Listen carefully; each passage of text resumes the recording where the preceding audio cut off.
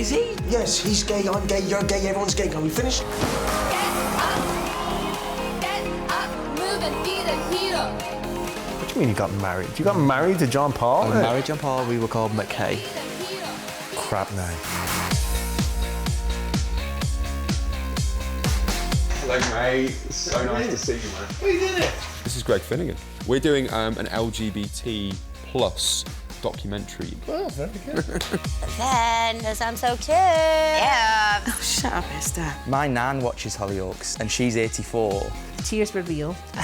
The upset was real. I'm now with Tony's son Harry, we're called Sari. Who's next? Hollyoaks Pride is officially over!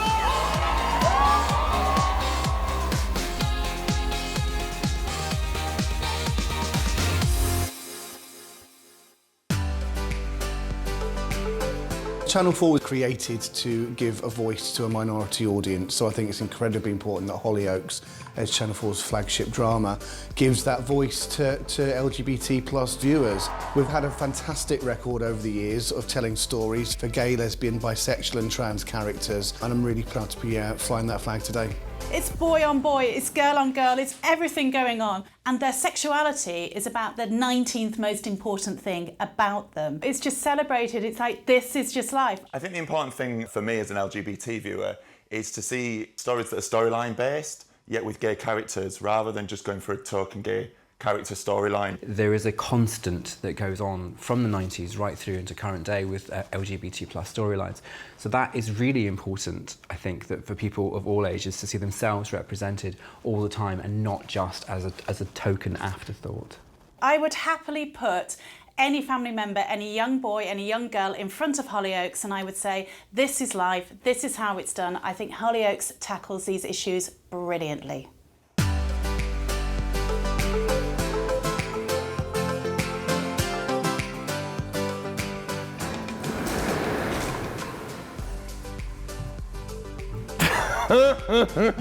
Hello! Hey! I think I got a better one than me. Can we do it again? Just one more time. Get in! How are you, buddy? This is great to see you. So weird. I know. May 16th, 2010, I signed my contract with Hollyoaks, came on board as a nefarious, debauched Dublin guy with a tash he called his flavour saver. And then I met... He was a straight scally with 2 children to Amy, going down the wrong path, not knowing what to do with his life, until he met Brendan, who made him question his sexuality over a glass of whiskey, was it? I don't know, but I seduced you, man. Brendan seduced Steve. Yeah, Brendan seduced me. Brendan seduced Steve. Our storyline was quite important and massively in my memory because at the same time, I obviously knew that I was gay, but the public didn't know. And I decided to come out. I had somebody say to me before I come out this morning saying, this boy is about to ruin his career if he does this. Well, now we're on, what, 7 years later. I feel like from that moment, my career went from strength to strength. So to that person that said that, I stick my fingers up at you because it was the best thing that I ever did. I wanted to sit there on a sofa on television and let young people see another young person saying, I'm gay, I've just said it and I'm all right, I'm still here. So that was the message that I was trying to get across. So we've come a long way from there to where we are now, but until that stops becoming a thing, we still have some work to go. I remember I'd left, I don't know if I've told you this, I left Hollyoaks and I'm walking through the streets of Chestertown. I'm looking up at the sky and I could see someone walk towards me from my peripheral vision. And I look down and I see this shy, unassuming guy and he comes over and goes, Emmett, sorry to disturb you. I just want you to know that the work that you did in Hollyoaks gave me the courage to come out to my dad. Again, I'm sorry to disturb you. I just wanted you to know and thank you. And then he turned around and he walked away. I'm not sure if I said anything in return, but I just remember him walking away and disappearing and thinking to myself, wow, you know, I mean, this is why we do what we do.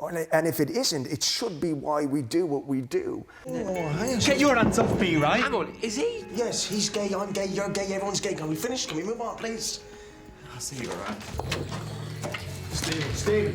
The great thing about what the writers did and what you did to it was also breaking down stereotypes. This character that come in, who was the bad boy, who got himself into trouble, who wasn't what you would think was a stereotypical gay man. And I think that was great that the show proved that to the audience, that it was breaking from down. everywhere. Yeah. Yeah. I think the most important thing about it all is the fact I grew up watching Hollyoaks and everyone's like, Tony, everybody knows Tony, everybody knows this.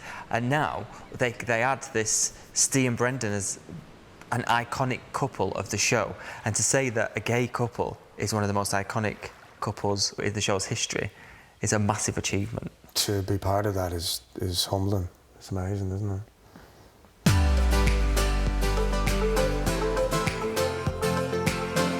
It's one of the most important storylines that I think has been told in British soap, I would say. I think that it's great now, as a gentleman of a certain age, that I can look back at that storyline and think, I've lived that storyline, that was my life. It was pitched that we tell a very beautiful story between two lads, John Paul McQueen and Craig Dean. We took it very slowly at first, but then when we saw the huge reaction it was having with the audience, we decided to go for it. He was just a normal kid, a bit quiet, a bit thoughtful. He came from a family of very loud, very big characters. For him, it was very much a kind of journey of self-discovery. You know, he started a new school, he started at Hollyoaks High, and he met a guy called Craig, and they became friends. If you're looking for the way out, this isn't it. What? Weren't you supposed to leave last year? Over time, John Paul was in a relationship with a young character called Hannah, played by Emma Rigby. John Paul started having feelings for his friend Craig, and we played that out over a number of months. It was a long storyline. And just to look at them and think, wow, I remember those feelings. I remember feeling like that, and how difficult it was to say you had those feelings and to try and hide it and to go out with somebody that maybe you shouldn't be going out with, and to think that it's still really important today to see things like that, to see that represented on television, because people are still going through that. So we had that side of it, but our storyline was rooted in love. It was a love story, and you know, so there's something for everybody to latch onto, and it can connect with everyone because it's a love story. But it also it's tackling something that affects millions of young people: sexuality, who you are, what kind of life you want to lead, who you want to be, and we just held a mirror up. But for anyone going through that, it's incredibly difficult, and I think that John Paul and Craig's storyline really did highlight that in such a positive way.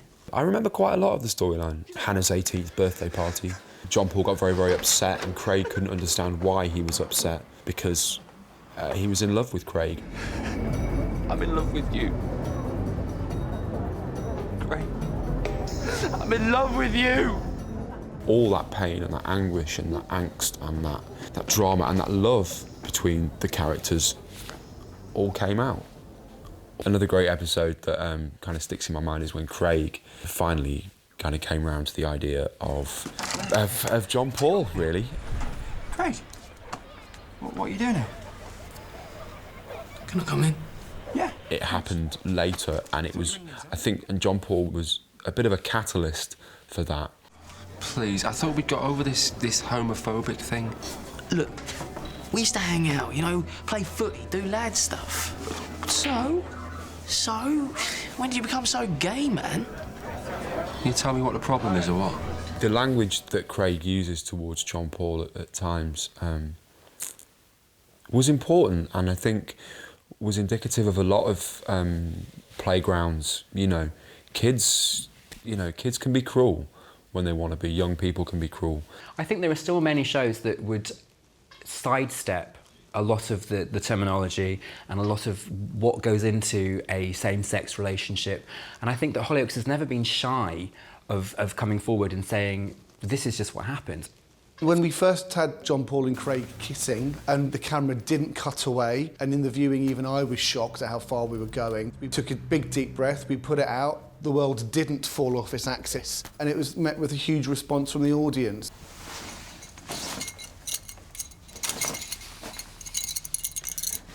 You haven't got to rush off, right? There's not going to be anyone back for ages. your hands off me. Faggot. Craig calling John Paul a faggot, that was huge. We kind of knew that our audience would sit up and take notice then. That, you know, that this isn't going to be an easy ride. People sat around eating their dinner and all of a sudden they hear a word like that and they think, oh my God, you know, Hollyoaks they're not messing around, you know, with this storyline. They're really going there.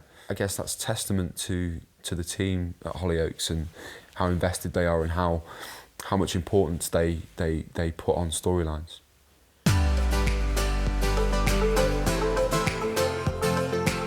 Representing LGBT plus people as not different, I think, is the goal.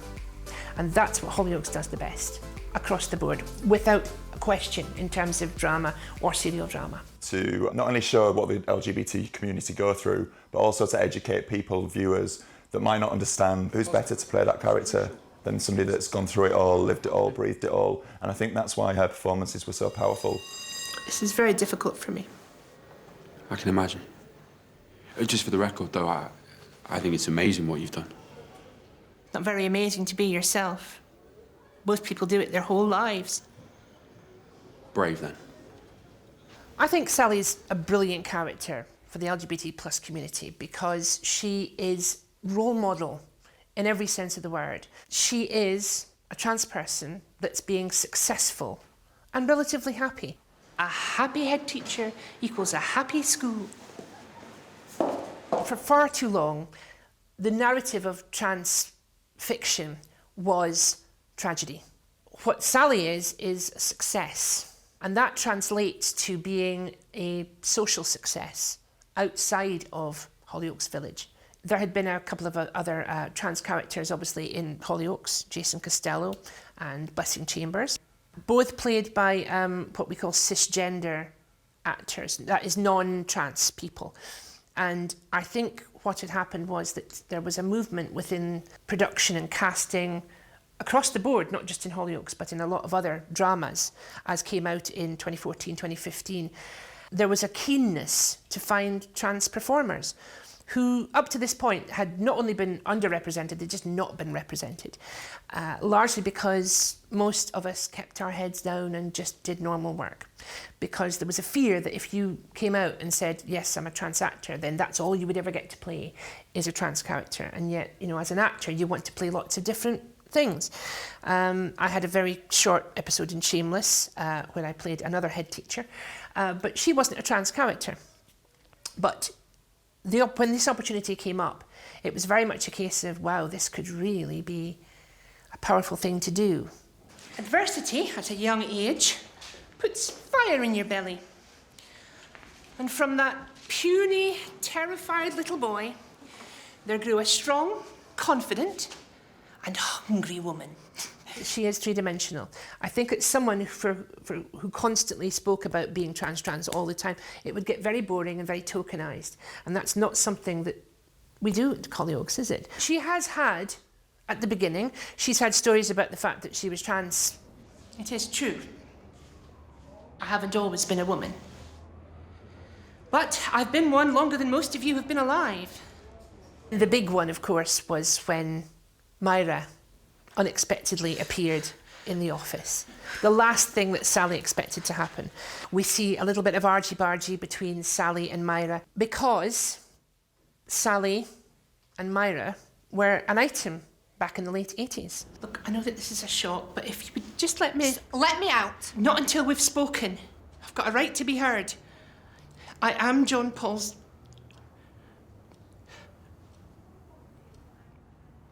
John Paul's what? You mean you're his father? By blood only? That episode features some really, really important and very emotional scenes. And there is no way I'll let you just waltz into his life. Waltzing anywhere. I just want the chance to... Chance to what? To get to know him. Like this? Well, of course like this. This is who I am. A lot of it was very resonant to things that had happened to me in the past. And as such, it was very emotional to film. Do you think it's easy going through this kind of change? That I enjoyed being called names and being laughed at by people? Families moving tables in restaurants? Teenagers calling me names, being told I can't use the ladies' bathroom, adults sniggering, and children pointing. There wasn't an awful lot of acting. The tears were real. The upset was real. And I think that came across. None of this is fine. It means a lot that I could play this character. And it has changed my life because I have had to come out. And I don't mean out in a small way. It's everybody knows now. Everybody knows I'm trans. For a lot of trans people, that isn't a problem, and they deal with it now, and it's part of life that being out and proud is a good thing. For me, it was a terrifying thing. Once I embraced it, it stopped being so scary, and playing Sally made it even easier. You were my best friend. You were mine. I loved you very much. Still do. Strictly platonic, Myra. Good, because I'm no lesbian. That's the difference that we have with what's happening in the world now, is that people are saying, well done and congratulations and we support you. And to be in a position now where I am a role model, to whatever extent that might be, it's an honour and a privilege. And to have a dream job and do that, I can't even put it into words. It's a gift.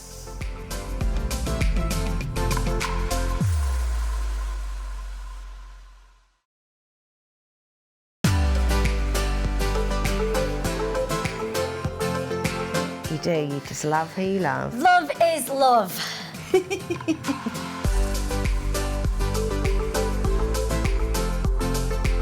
From the get-go, I knew that Esther was going to be a lesbian, and it's never been something that's defined her. She did the whole bullying storyline and was never bullied once for being gay. Their sexuality isn't what's driving the story. We're not waiting for two people to kiss because, oh, it's a big shocking moment when two girls kiss. You know, they kiss after a murder, after shooting someone, after getting on a chain with a gun, doing it all in high heels with fabulous hair, Grace. I want to be Grace. You came.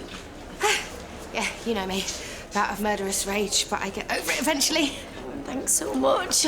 Grace represents the B in LGBT, and that's just as important as all the other kind of colours of that rainbow. Being bisexual is sometimes very under spoken about. I think being... People always think, oh, if you're bisexual, it means you haven't made a choice. Yeah. But that's obviously not true because there are plenty of bisexual people. When it became clear to the audience that Grace was bisexual, there was no big thing. It wasn't, it didn't, you know, she didn't stand there one day and go, oh my gosh, I think I fancy women, you know, it just happened. No one made, like, an issue of it on social media either. Like, everyone was tweeting us being like, oh, it Esther just and was... Grace, it's great. Like, no one was like, oh, so now she decides she fancies women, like, make your mind up. There was none of that. They were happy. In fact, I think they preferred actually... me being with you than they did with Trevor. Yeah.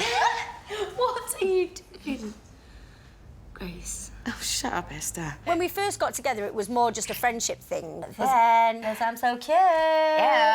Yeah, and then that was it. I love the fact that they've given that sexuality to such a feisty character who's larger than life and has got a really big mouth, you know. She's such a confident person, and it really says if Grace Black can walk into a bar and pull a woman on one arm and a man on the other, then anyone can. Kim! One of my all-time favourite episodes has to be Kim and Esther getting married, because it was Hollyoaks' first lesbian wedding, and we both got to wear wedding dresses. And it was a drama. Yeah, always a drama. That was such a huge moment for Hollyoaks. It was actually really beautiful. It was really nice. And I think to see, like, two people in these gorgeous wedding dresses, I loved it. Are you sure? Totally. Oh, you both look so pretty, though. Oh, look at Grace's face.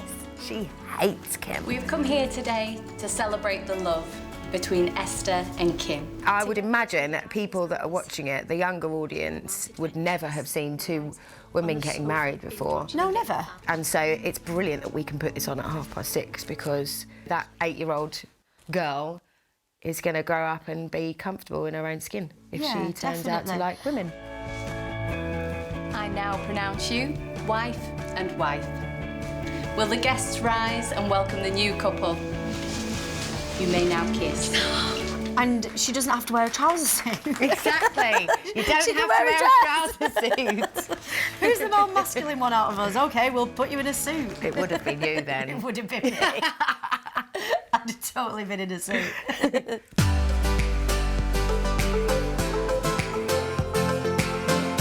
Those 3 little letters, there was quite a lot of stigma about it, especially back in the 80s, and that's initially what I thought of straight away. You think HIV, you think 80s. And I think that's one of the main reasons of doing the story, was to break that barrier down and stop that stigma. And like, say, in 2015, whenever we did it, it means a very different thing now. It's the same disease, but it can be treated. It seemed that there was a sense that it was going away, that it was no longer an issue. But the literature I was reading told me something very different. HIV had seen its sharpest increase since the early 80s, its highest increase amongst young gay men. People suffer with that illness, and people have unprotected sex, and people put themselves at risk. And an episode like that is trying to educate people. Look, you're definitely going to be fine, okay? Because me and you, we've always been dead safe, haven't we? So one of us has. It was given its own standalone episode, which again is quite a big thing for a soap to do, to concentrate solely on one story for a whole 30 minutes of an episode. John Paul and Ste were together at the time, and Ste had a bit of a dalliance with another lad who turned out to be HIV positive, and that was the catalyst for the storyline. Hi, good morning. Can I get the number for the Gledhill Sexual Health Clinic, please? Thanks. So the characters had to go to a HIV clinic to go and see someone and get tested. KIERON and I both did a huge amount of work and a lot of research, and met with people from the Terence Higgins Trust. We spoke to people that had known people with HIV, people that were living with HIV. So to have those faces and those stories in my head when I was doing it. There is a bit of pressure, but only in as much as you know you have to get it right. John Paul McQueen? Stephen Hay.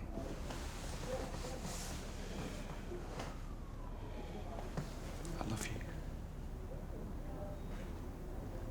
I love you too.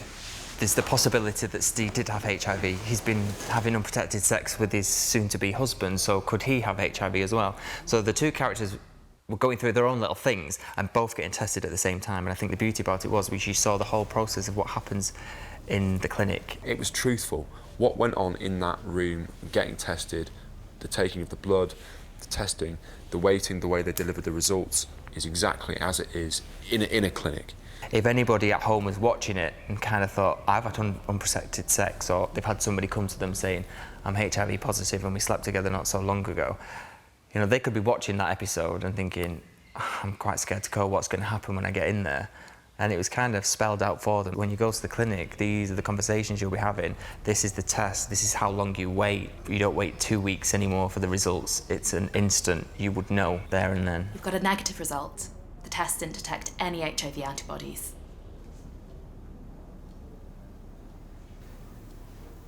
The test was reactive. Was reactive? We detected HIV antibodies in your blood. The scene when Ste gets told that he's HIV positive, I think for KIERON, it had a lot of weight to it, and his performance at the end when Steve's told that he is HIV positive was a reflection on that. That was real and that was truthful, and I'm really proud of it. It was an incredible episode. He has been diagnosed with HIV for quite a while since then. He has been married. That marriage has ended, nothing to do with his illness. He's met somebody else, and I think, yeah, he's made some terrible decisions, but none of these decisions are anything to do with the fact that he was diagnosed positive. And that is a hugely important message for Hollyoaks to put out.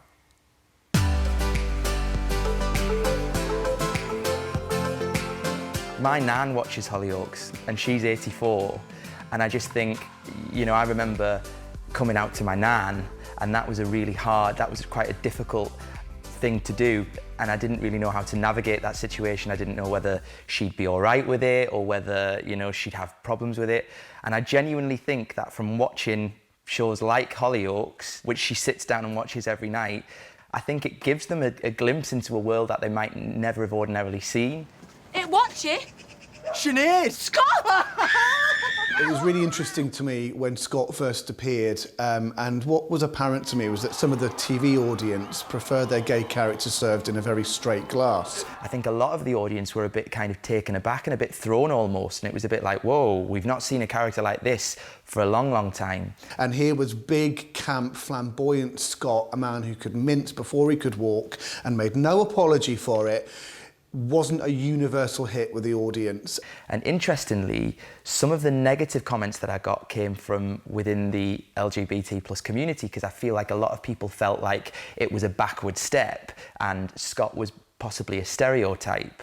It's not true to say that people like Scott don't exist. It's a massive lie, and Scott lives and breathes in every gay community, in every city in this country. And what this story does is it peels back the layers and it says that Scott isn't just about the clothes he wears, it's about how he thinks and about what he does with his life as well. Sorry, what was your name again?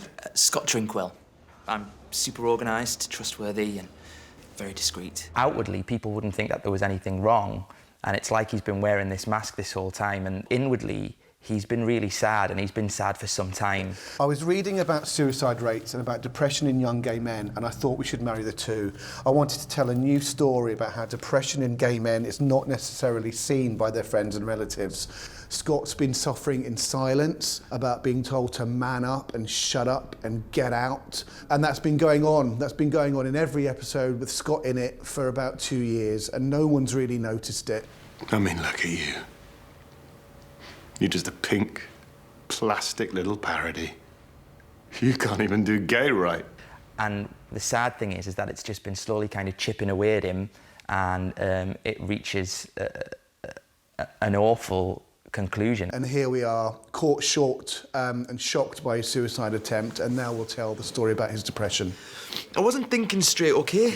What is this? This is a joke, because if it is, it's really not that funny. All right, Harry. No, Dad, it's not all right. We were sat in an ambulance not knowing whether he was going to live or die.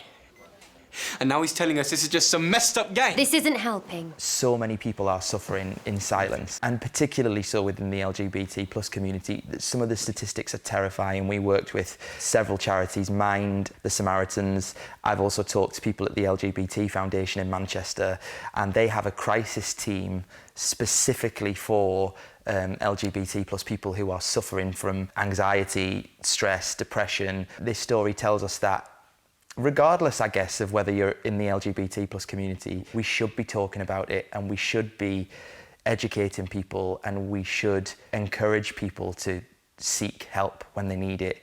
And I really believe that that's what this story will do. The future of LGBT stories on Hollyoaks is to keep doing what we've been doing. We tell really serious issue stories that affect teenagers, that affect young men, that affect young women, and that also affect the young LGBT audience. People are having these great stories. They are there existing as fabulous characters, but they're human first. And whoever it is they fall in love with is not important. You do, you just love who you love. Love is love. All I'd like to say to Hollyoaks really is thank you for not sticking to stereotypes, for pushing boundaries, for not going down the easy road really and being ahead of the game. You know, there's still thousands of kids that are scared to come out, that don't know any other gay people and feel completely alone in the world. So for them to be able to turn on their TV and see real LGBT characters that you get on Hollyoaks all the time is so powerful. We'll continue to read up on what's happening to people, what's affecting people, what's changing people, what's limiting their lives, and we'll continue to tell stories that you won't find anywhere else on TV.